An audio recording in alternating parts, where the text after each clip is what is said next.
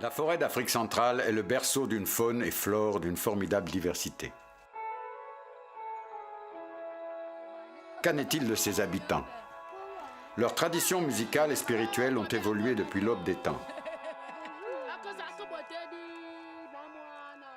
Je m'appelle Josh Ponte, je suis réalisateur de films. Un groupe détonnant dont je fais partie a décidé d'aller à la rencontre des peuples qui composent le Gabon. Les histoires qu'ils racontent et la musique qu'ils pratiquent vont nous changer à jamais.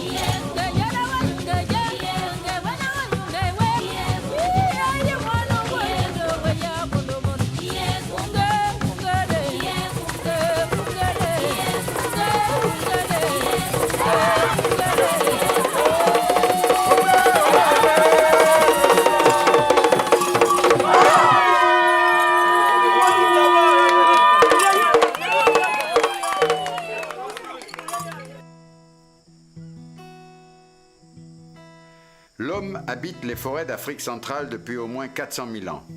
C'est l'endroit où la biodiversité se conjugue comme nulle part ailleurs.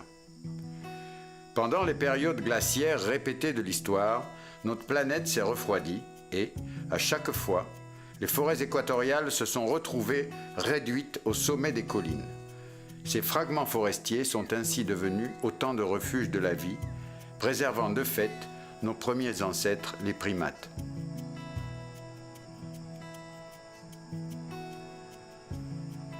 C'est au Gabon que se trouvent deux de ses plus importants refuges. Telle une arche vivante, ils ont protégé leur cargaison précieuse en attendant que le climat se réchauffe et que les forêts s'étendent jusqu'à dominer presque toute l'Afrique centrale, une fois de plus.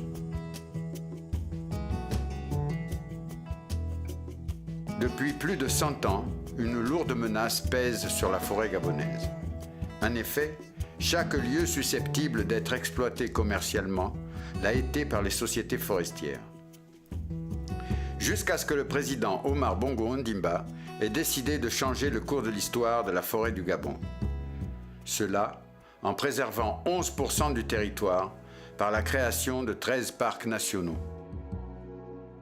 Grâce à lui donc, ce patrimoine précieux est enfin sauvegardé pour les futures générations.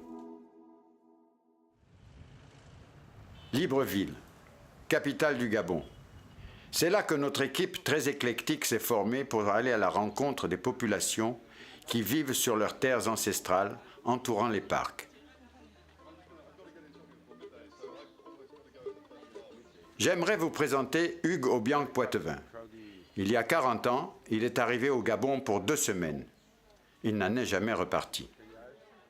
Sont avec nous Pierre Claver Akendengue, le père de la musique gabonaise contemporaine, et sa fille spirituelle, Annie-Flore Bachelilis. Pierre a fait appel à l'ethnomusicologue Yvan Lantos. Et au dernier moment, c'est le musicien cinéaste Duncan Bridgman qui rejoint notre équipe. We've got a sound system, but we've got no food. We've got cameras, but we've got no water. So anyway, we're off. Le Gabon a 267 000 km² pour une population d'1 500 000 habitants. Ce qui le fait être un des pays les moins peuplés du monde. 2 de ses habitants sur 3 vivent en ville. Ainsi, de vastes zones de nature sont quasiment inhabitées. Notre premier arrêt est Massangalani, à la frontière nord du parc national de la Lopé. Le Mossodoué Makapa nous explique ici tout de suite la réalité de leur quotidien. Bon, voilà, maintenant il y a l'autre qui a venu là, il a venu nous prendre le tomate. C'est moi-même qui passe. Tout le monde les passe. Maintenant, c'est lui qui a bénéficié. C'est vous-même qui bénéficiez maintenant. C'est ça que nous on faisait maintenant. C'est des choses pour vous que vous menez ici là. Nous on ne veut pas ça. Si c'est du Diobé, si c'est pour venir Diobé, tu vas nous Diobé. Si tu n'es pas Diobé, on va voir.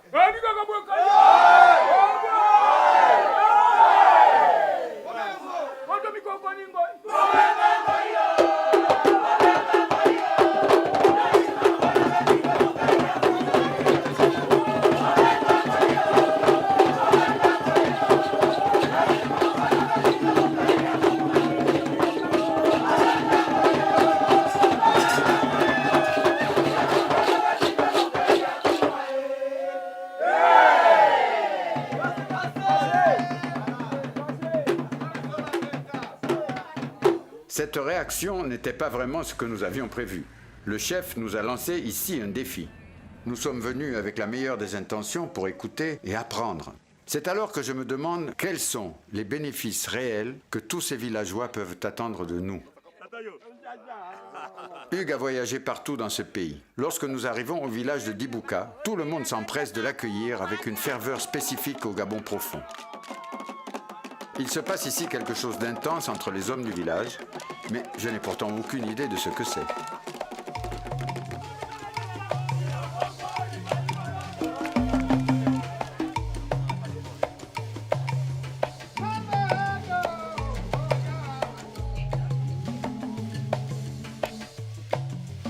Les femmes émergent alors de tous les coins du village et la place entière entre en ébullition.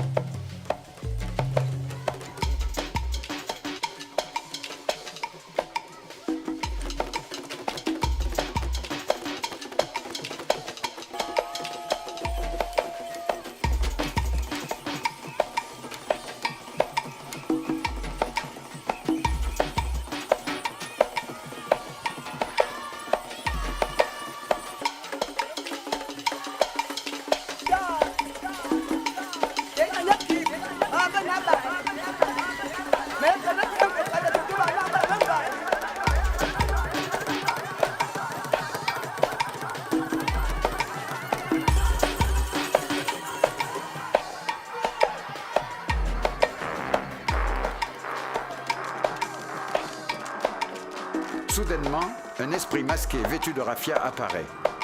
Son nom est Mvoudi et il est un élément essentiel de la tradition des hommes. On m'explique, en tant que non-initié, qu'il est un guide sur le chemin de la sagesse.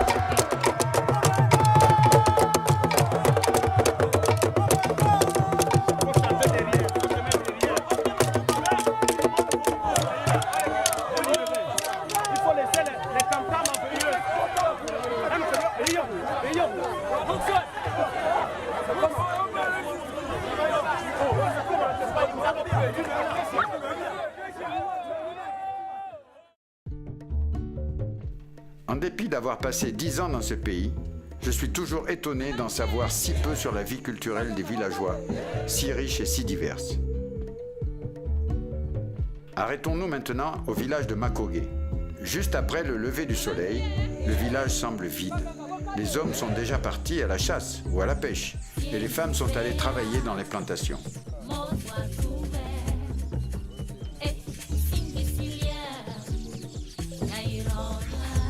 Parce que tout se passe dans les villages.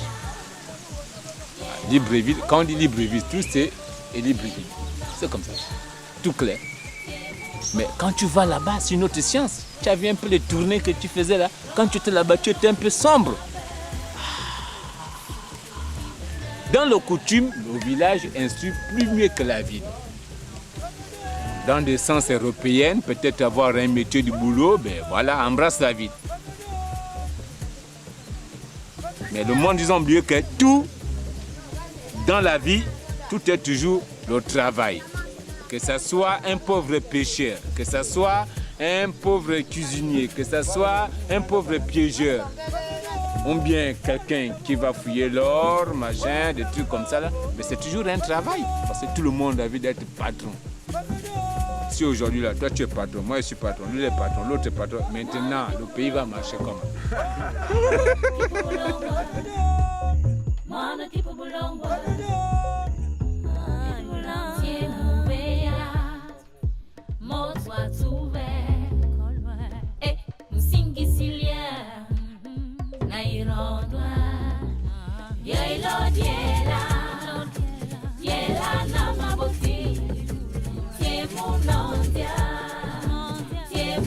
Au village, là-bas, on ne travaille seulement de papa et de maman et de tonton et les enfants de tonton, les enfants de papa et les enfants de maman. Tu ne travailles pas pour toi-même parce que tout de suite, là, 6 mois au village, je tue une bête. Il faut donc qu'un gigot va au côté partenaire. Il faut qu'un gigot va au côté partenaire. L'autre gigot chez les oncles. Donc là-bas au village, je suis esclave de mes parents. C'est normal.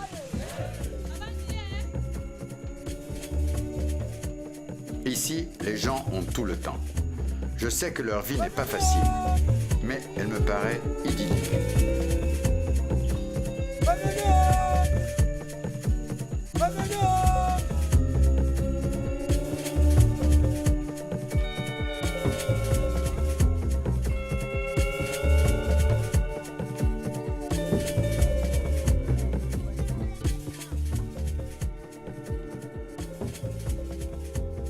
Les enfants courent avec tous leurs frères et sœurs. Et même s'ils n'ont pas accès au superflu, l'essentiel les entoure dans leur vécu quotidien. Les villageois partagent tout avec moi, avec grande générosité. Et cela va bien sûr dans les deux sens. Cette petite fille a pris ma boîte de lait en poudre dans ma voiture. Pour elle, ce qui est à moi lui appartient. Cas d'espèce en Afrique, le Gabon a relativement peu de bouches à nourrir et une immense forêt qui, pour l'instant, fournit à tous abri, nourriture et médicaments. Quand je demande comment les enfants arrivent à ne rien faire pendant des heures, les aînés se moquent alors de moi en disant « Si tu les observes bien, tu verras pourtant qu'ils sont en train d'apprendre à vivre. »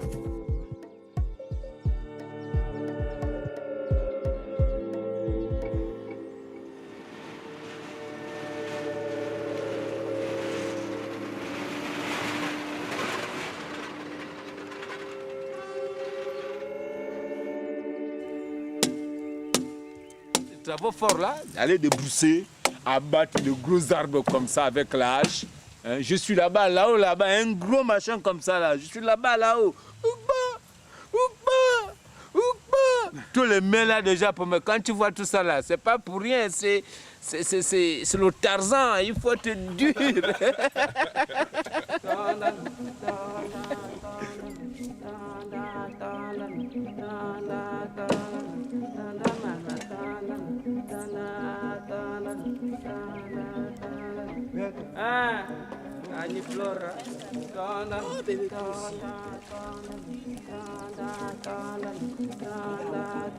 Ce village borde aussi le parc national de la Lopé et les restrictions sur la chasse ont déjà un effet bien contraignant sur la vie des locaux. C'est ça l'importance. Nous sommes fatigués avec ces gens-là. Voici les plantations qui finissent là avec les éléphants. Là, ils sont là pour tromper les gens avec n'importe quoi. Regarde les peu de manioc qu'on va ramasser, on dirait vraiment qu'on ne sait pas planter. C'est pas quand même normal, hein? Ah. C'est bien ça. Là, c'est un 100 000 francs que vous allez déposer tout de suite. Si maintenant qu'on laisse les éléphants venir près du village, les vieilles femmes là ne vont plus partir aller couper leurs feuilles pour amarrer le manioc, pour vendre, pour gagner 100 francs pour payer le pétrole. Parce qu'à ce moment-là, il n'y a pas des Africains qui dorment encore avec la torche indigène. Nous avons maintenant pris la façon de vivre maintenant des Européens. Donc il faut avoir du pétrole, il faut avoir la lumière, il faut avoir beaucoup de choses.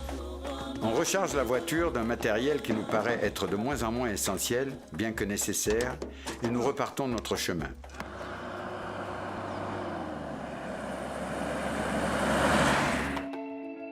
En s'engageant plus loin dans la forêt, il m'apparaît évident que la musique est partout. En reliant les plus jeunes aux plus âgés et bien au-delà, jusqu'aux ancêtres. Réaction innée des Gabonais en milieu rural. Quoi de mieux que de passer les soirées à danser et chanter?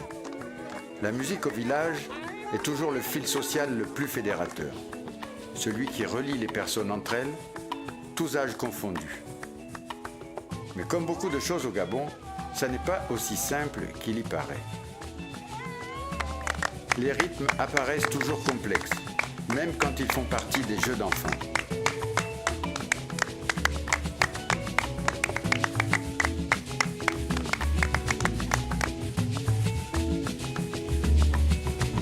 au mawendo kanyola sabano dilwa au mawendo niborka ukengo katukambisa au mawe itwo me wanu wenda au mawendo itwo me wango siale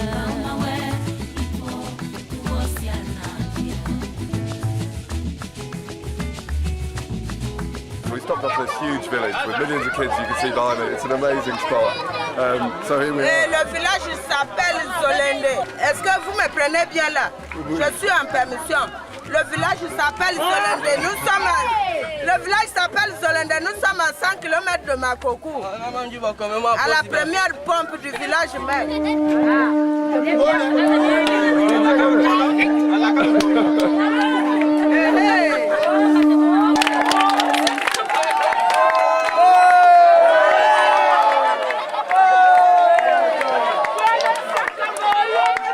Medicine and music in Central Africa are one, you know.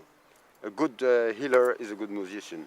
Everybody in Gabon knows how to talk in public easily, to sing in public easily. Everybody is an artist in Gabon, which is very, very, very touching, you know, because everybody is an artist. So when you come to Gabon, you become a little humble if you know all these qualities of the people. On se dirige vers le nord, près de Makokou Centre, aux deux extrémités d'un village. Hommes et femmes se préparent consciencieusement à l'initiation de deux jeunes garçons. Tout le monde se rassemble pour participer à cet important événement. En effet, la musique et les rites définissent le statut social et le comportement des individus.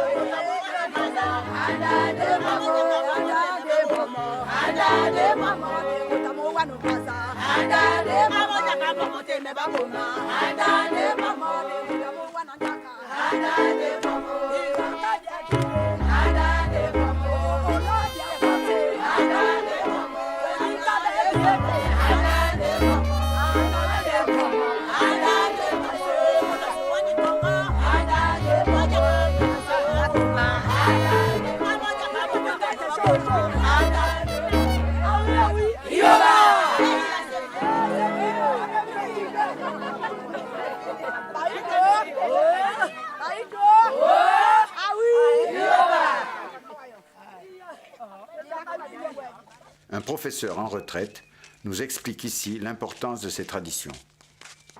Chaque nation a ses coutumes et ses lois.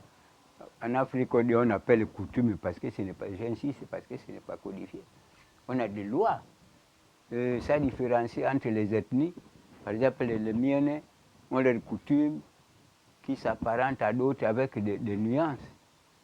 On ne peut pas vivre sans loi. La musique a tous les rôles. À Tchibanga, nous avons cherché une pleureuse. Mais c'est ici un homme que les Pounous viennent voir quand ils perdent un être cher. Il est dit aussi que les rythmes qu'il joue sur sa harpe ngombi accompagnent d'un seul cœur les vivants et les morts sur leur chemin spirituel.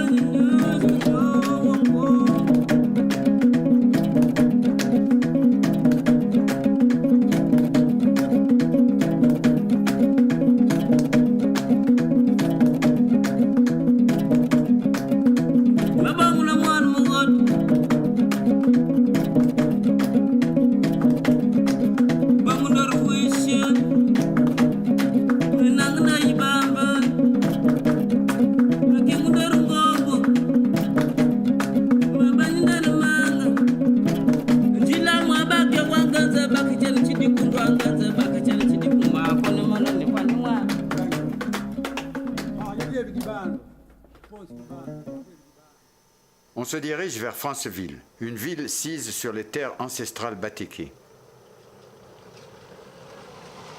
Une rumeur circule à propos d'un guérisseur très puissant qui jouerait d'un instrument s'appelant le pluriarque. Seules 2 personnes encore pratiqueraient cet art très ancien. I've got no idea where I'm going. Where am I going? On arrive à 13h. I've got to go a little further. Ah bon? Apparently we've got another 2 hours of walking through the town, but I'm not sure that's strictly true. L'instrument arrive finalement. Le musicien l'accorde et la cérémonie commence.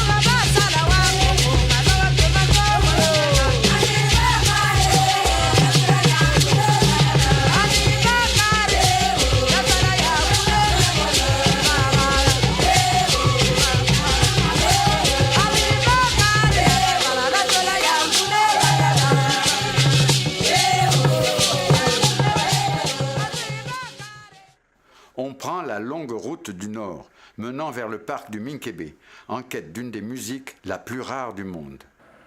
Un type de chant polyphonique que maîtrisent seulement les pygmées Baka. The pygmies we're going to meet are called by foreigners as Baka, but they are the Bibayak. They are very well known as yodeling people. And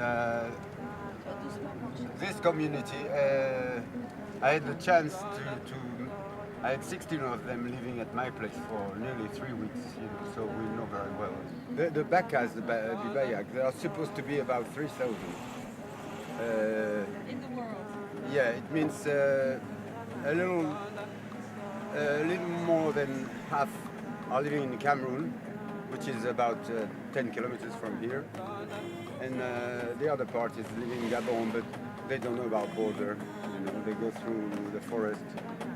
And the matter is they don't have identity cards, So they are not considered really as citizens in Gabon or even in Cameroon. They are just pygmies, a kind of second-class citizen.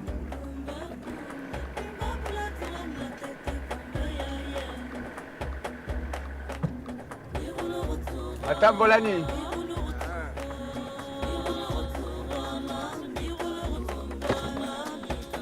Mbolani.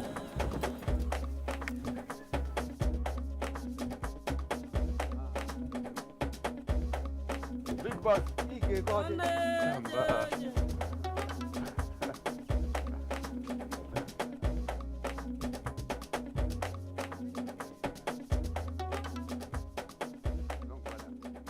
Pour moi, le chant des Bakas reflète leur forêt omniprésente. Tout comme le chœur permanent des oiseaux, insectes et autres animaux, les femmes Bakas tissent leur propre mélodie en une harmonie céleste.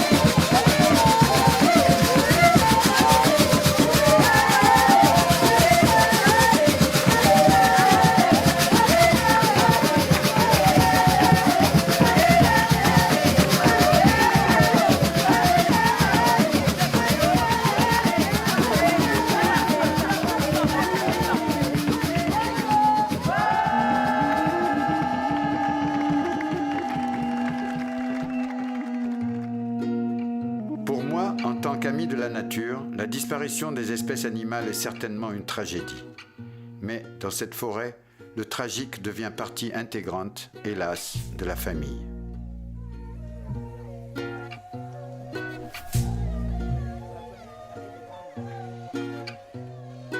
Tous les enfants, tout est mort, toujours mort. Quatre l'enfant. Les premiers, il était déjà à 15 ans. Les premiers, un gauche. Ouais. Puis il me laisse. Moi, je ne sais pas comment ça passe. Comment ça passe. Et là, je me criais à mon Dieu. Que regarde mon père, mais pourquoi tu m'as mis au monde? Et pourquoi tu me fais comme ça? Et me laisser comme ça, en temps pleurer.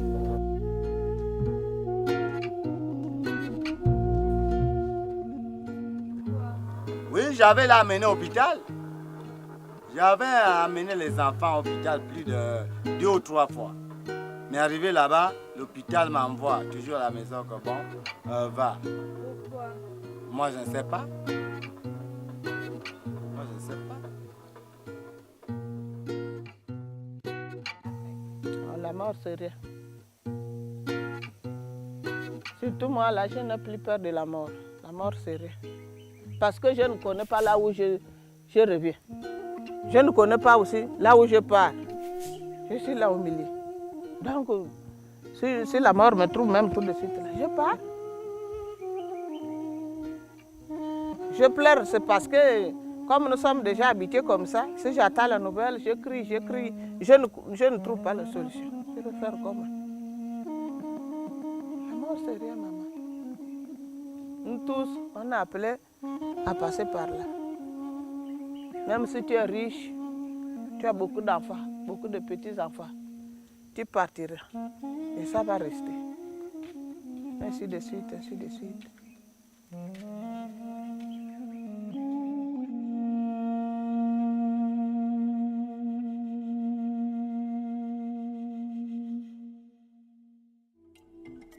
Notre voyage nous fait réaliser ce qu'est la solidarité de groupe, la vivacité de la musique et sa connexion évidente au naturel. De ce fait, le plus loin on s'aventure dans la nature profonde, le plus complexe la symphonie devient. Dans notre monde moderne en transformation si rapide, aucun doute sur l'importance que prend ici la nature. Mais, pour que le niveau de vie des villageois s'améliore, certaines conditions sont tout d'abord requises. L'organisation des transports est fondamentale. Les routes du Gabon sont souvent difficiles. Un inconvénient certain pour nous. Mais comment font alors les gens qui habitent là? Le réseau routier s'est jadis développé avec l'industrie forestière.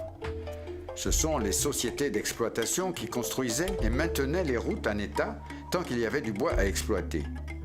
Plus de 3 millions de tonnes de bois sont extraites du Gabon chaque année. La création des parcs nationaux a entraîné l'annulation de plus de 750 000 hectares de concessions forestières. Le gouvernement a alors racheté ces concessions afin d'éviter de transformer cette forêt vivante en simple contreplaqué. Rencontrons Jean-Paul Aragon, forestier d'origine française, qui nous explique ici son point de vue sur cette industrie. Sans vouloir les nommer directement, mais bon, c'est tout ce qui est Asie. La Chine, il était interdit de couper un morceau de bois en Chine et de faire une construction en bois, jusqu'à il n'y a pas tellement longtemps. Là, c'est toujours interdit de couper du bois en Chine, mais par contre, ils ont le droit de construire des maisons en bois, par exemple. Donc d'un seul coup, il y a la réalité d'1 milliard et quelques de personnes et une puissance incroyable. Et là, ils ont besoin de beaucoup d'essence. Donc ils ont les moyens de pouvoir exploiter des essences que nous, ici, on ne peut pas couper, par exemple. Ils sont trop pauvres, ils n'ont pas cette valeur marchande. Bah, eux, oui, ils peuvent. Alors bon, ça fait une surproduction qui n'était pas là il y a quelques années, quoi. La venue de ces gens-là. Le Gabon, c'est un pays qui a besoin de vivre, hein, et l'Afrique en général, quoi. On ne peut pas enlever la ressource aux gens, quoi.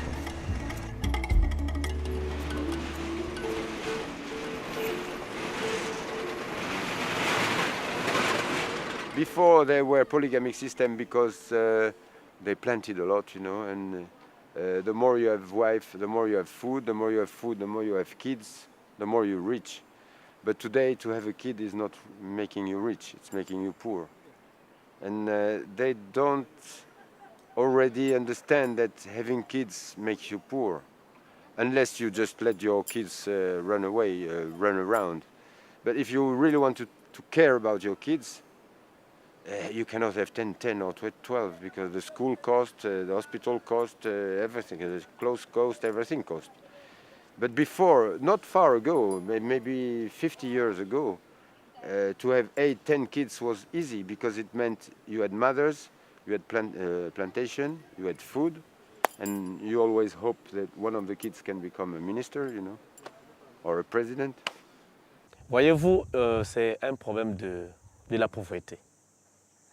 La pauvreté est un problème majeur. Parce que imaginez-vous que sur 100 personnes, peut-être 8 travaillent, peut-être 8 sont fonctionnaires. Et 92 personnes sont livrées à eux-mêmes. Alors ils comptent sur quoi? Sur la chasse, sur les plantations, sur l'agriculture en quelque sorte. Mais l'agriculture que nous faisons ici, ce n'est pas vraiment de l'agriculture qui nous permet juste de vivre, de nourrir la population, nourrir la famille en fait. En arrivant à Dende, il devient clair que, où vivent beaucoup de gens, la pression devient plus forte sur les ressources naturelles. La destruction de l'environnement et la commercialisation de la viande de brousse changent l'équilibre fragile de la nature en menaçant la survie à long terme de nos cousins les animaux. C'est plus de la gazelle, plus de la gazelle. On retrouve plus de la gazelle ici. Ah, moi, mon animal favori à manger, c'est du singe. Donc, quel que soit le singe qu'il va trouver, que ce soit du gorille, que ce soit du chimpanzé. Oui, le singe a un bon goût. C'est un bon goût. Mais moi, j'ai jamais mangé. Quand il est glissé. Mais il a ignoré une chose, que le singe, que l'homme provient du singe. C'est ça. Il ignore que l'homme provient du singe. Donc, en quelque sorte, lui, il se bouffe lui-même. Hein. Il se bouffe lui-même. Est-ce que tu penses que c'est pas vraiment comme toi, le singe? Ça, c'est selon les scientifiques, bien sûr. Selon les scientifiques, l'homme provient du singe. Bon, tellement que nous sommes religieux, nous, on ne voit plus ce genre de choses-là. Nous, on se contente à bouffer de la viande. Voilà. De l'autre côté de la rivière, les gamins fouillent la vase pour trouver les poissons-chats qui seront leur repas du jour. Ce garçon vient d'être mordu et il s'inquiète des suites que sa morsure pourrait avoir. Sans argent pour les médicaments, la maladie pourrait rapidement devenir plus grave.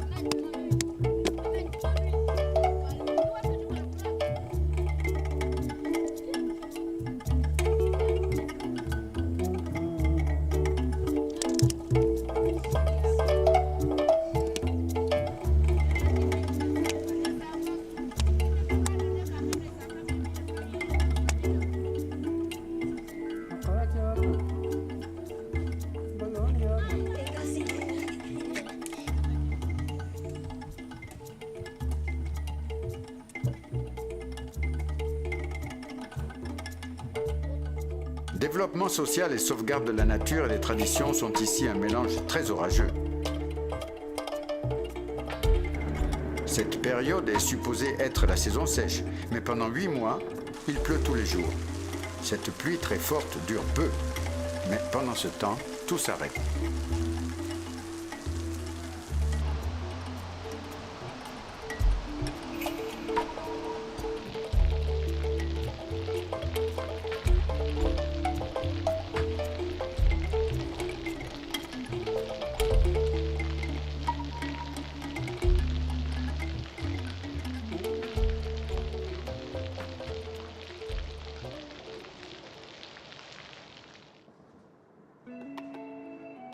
Officiellement, le Gabon est plutôt chrétien. Cependant, toutes les cérémonies qu'on y rencontre nous font pressentir un autre système religieux. Nous arrivons au bout de notre aventure au cœur du pays. Notre initiation s'est faite peu à peu. Chaque endroit nous a fait découvrir quelque chose de nouveau.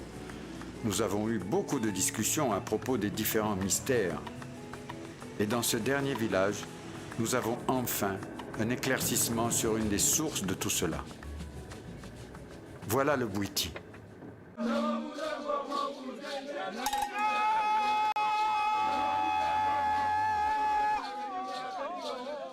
Pour les gens de ces forêts, Bwiti est moitié science, moitié religion. Mais en fait, c'est plus que cela. Bwiti est la connaissance de l'homme et de l'univers. Pour l'initiation au Bwiti, les Gabonais utilisent l'iboga, une plante aux effets puissants. Cette plante est endémique au Gabon. Elle propose à l'impétrant des visions sacrées. Ces visions peuvent le guider dans la vie, la mort et même au-delà. Cette jeune femme est prise de jalousie. La jalousie est perçue ici comme le moteur de la sorcellerie. C'est une malédiction qui mène au déséquilibre mental et donc physique. Personne n'a d'intérêt à ce qu'on la laisse souffrir. Et donc pour cela, la communauté se rassemble pour apaiser son esprit et la réinsérer en son sein.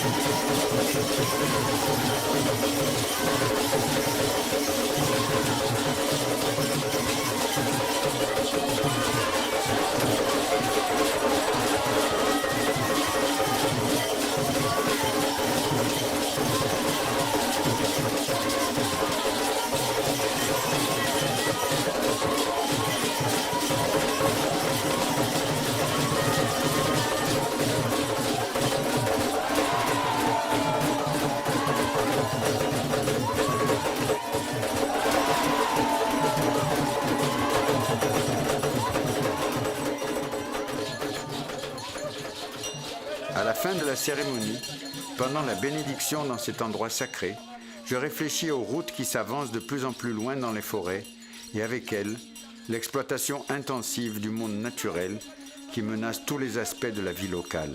Il semble que le modernisme, avec ses avantages, va nous faire perdre quelque chose de fondamental. Non, la télévision n'influence pas le Bwiti. En tout cas, le Nganga, il reste Nganga. La télévision, bien au contraire, parce que là, aujourd'hui, ce que vous êtes en train de faire, moi, je crois que c'est, d'ailleurs, c'est votre mission. Vous êtes là. Autant vous dites merci à nous, et autant nous vous disons aussi merci, parce que vous êtes en train de faire la promotion du Bwiti. Donc, la télévision ne peut pas influencer négativement le Bwiti. Et d'ailleurs, nous vous remercions. Merci. Merci.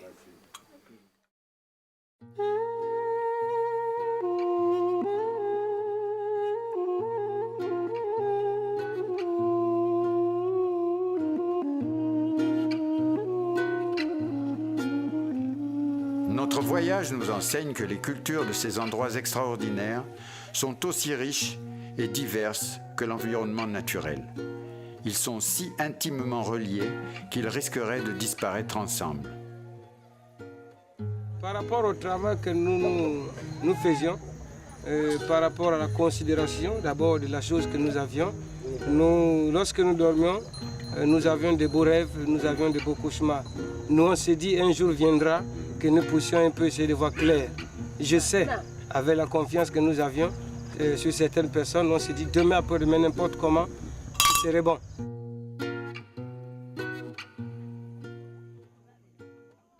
Pendant que les parcs nationaux du Gabon nous offrent une belle lueur d'espoir pour conserver durablement faune et flore, comment sauvegarder les traditions? Est-ce que la dilution des cultures traditionnelles est inévitable?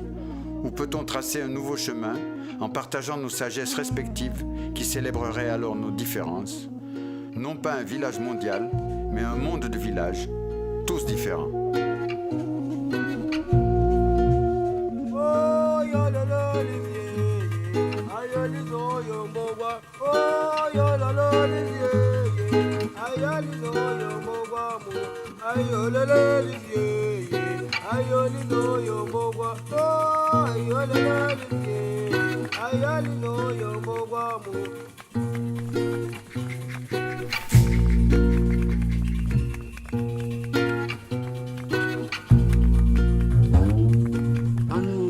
Nous on sent déjà que ce travail-là, ce que nous on est en train de travailler là, ça va nous envelopper avec les Blancs pour qu'on doit travailler ensemble. Parce que moi-même, je vois ça. Parce que tu sais que c'est un hôpital comme les autres. Il faudrait que ça commence à venir petit à petit pour qu'on doit chercher à mélanger tout le monde, qu'on doit travailler ensemble, qu'on doit nous reconnaître.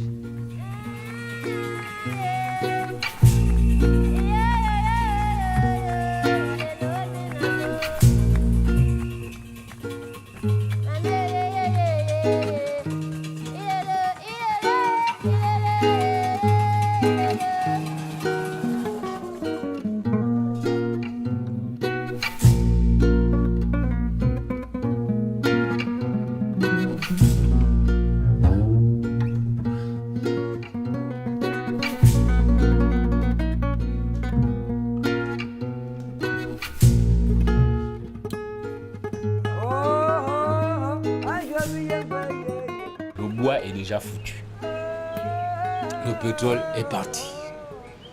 Donc on n'a plus de société. La seule société que les gens peuvent venir tourner, peut-être c'est le coutume.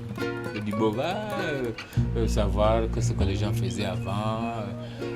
Tu as vu, là, le monde revient encore, on va encore se renverser pour revenir comme avant. C'est ça la tournure qui est en train de tourner là. Tu vois, ça fait comme ça. Tout est changé. Non, on n'a pas grandi comme ça. Là où tu me vois là, j'ai grandi nu. Jusqu'à l'âge que j'ai vu, j'étais indisposé. J'étais seulement nu, pas le pagne. Donc ce que je veux dire aux jeunes frères, aux jeunes sœurs, c'est d'essayer de voir tous les côtés comme je disais. Essayer de venir vers nous. Peut-être qu'ils peuvent avoir plus que nous par rapport à ce que nous faisons. Tout est bon, passé. Tout est bon. Nous, c'est Dieu seulement. On ne connaît pas les biyaoula yaoula. Mogino.